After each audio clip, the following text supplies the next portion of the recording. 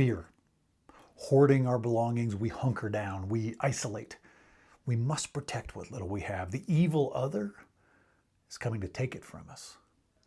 Cut people out of your life. Remove risk. Eliminate complications. Alone is safest. You know, this reminds me of the old story found in all four of the Gospels about the 5,000 people who gathered around Jesus. They were hungry, a potential mob, a dangerous throng of slathering threats. And there's this one boy selling a meager inventory of 5 loaves of bread and 2 fish.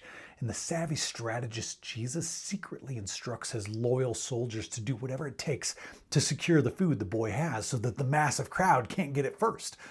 No, they got to take care of themselves, take care of the disciples. They have to protect the king of the Jews. Nope, wait, that's wrong, my bad. That's not what happened. You already knew that. It was the opposite. It was abundance. John's gospel specifically tells the story of the big crowd of 5,000 gathering. And Jesus immediately wants to feed them all, to host them, to care for them. The disciples are not so sure, to be honest. Philip says something like, dude, no way. Feeding this crowd is going to cost a fortune. And they'd still complain about it not being enough. And Jesus calmly empowers his disciples to trust in the abundant love of God. He has them go out and buy the 5 loaves and 2 fish from the boy, and then he shares it with everyone. Miraculously, there's so much. There's 12 baskets of bread and fish left over at the end. Everyone's fed. Everyone's happy. There is plenty.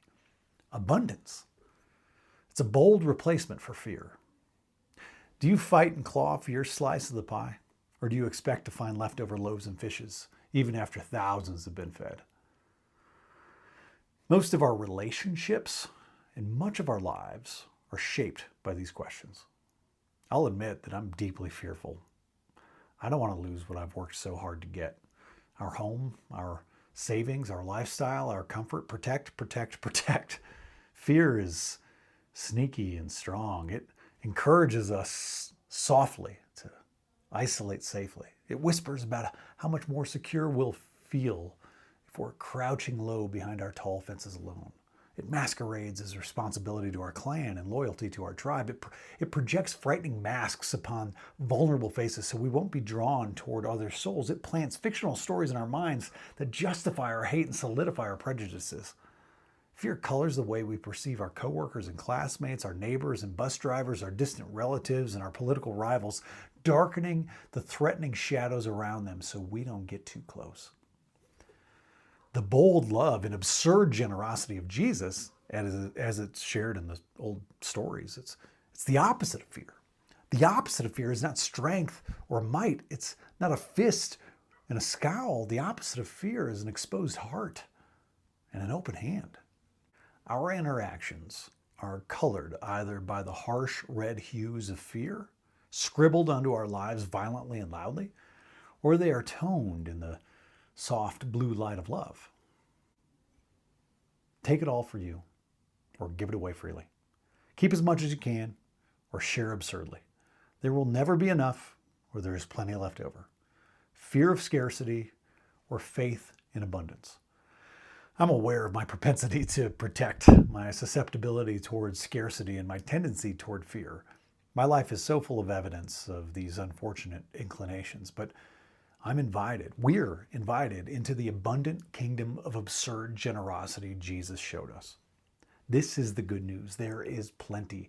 Fear is imagined. You'll be better when we're all cared for, and there will be more than enough left over. Heaven is already here, just on the other side of the fearful fence we've built that traps us in to our isolated, hoarding hells.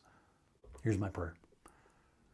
Loving God that surrounds us and that animates every molecule of our life, forgive us for ignoring the invitation to heaven. All we have to do is expose our hearts and open our hands. All we have to do is choose love over fear in our next interaction. All we have to do is sit down at the abundant meal right in front of us and share it. Keep inviting us, God. Amen. Hey, Between is about you. Take this message into your life this week and fill the space between you and every person you encounter with abundant generosity, absurd belief that there will be plenty and there will be more left over, and share, share, share. My favorite church is the space between people. Now go with God's love and create the church between.